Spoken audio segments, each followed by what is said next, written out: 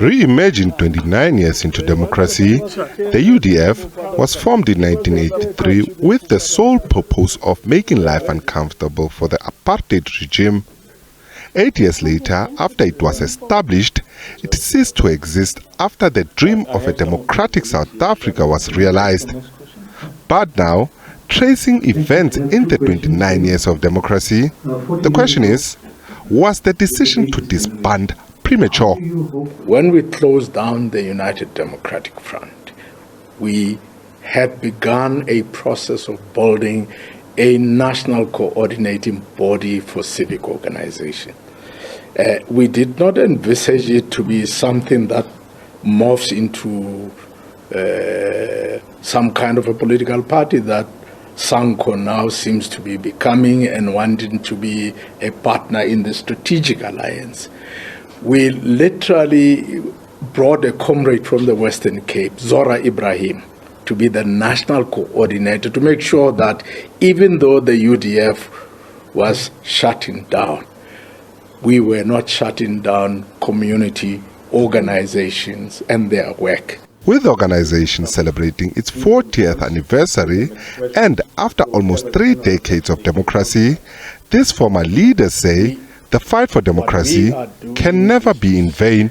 Even though there's no plan to register as a political party, they say it's time to go back to basics. You know, you must remember there are democratic structures that are in place. I mean, there's the ward committees which are not functioning. And in any ward, there must be a ward committee. It's legislated for, but people are not using it. There are, police forums in the localities. And so what we want is to revitalize, re-energize all those structures.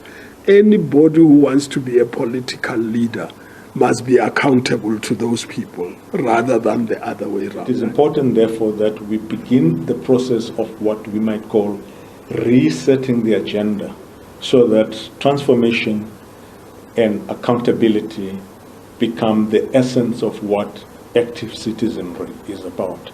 And that is a concept that we hope to get discussed and expanded throughout the country over the coming period. Another former leader says if things were done right, there would be no need to worry about the alleged mushrooming of civic organizations and NGOs. Do not fear organs of people's power. If we are leading in the way that the Freedom Charter speaks to us, that our Constitution implores us to, then we should not be fearing expressions of people's power. We should in fact be encouraging institutions of people's power, because the very essence of the UDF was mass-based formations, and it was based on the ability of ordinary citizens to make their voices heard.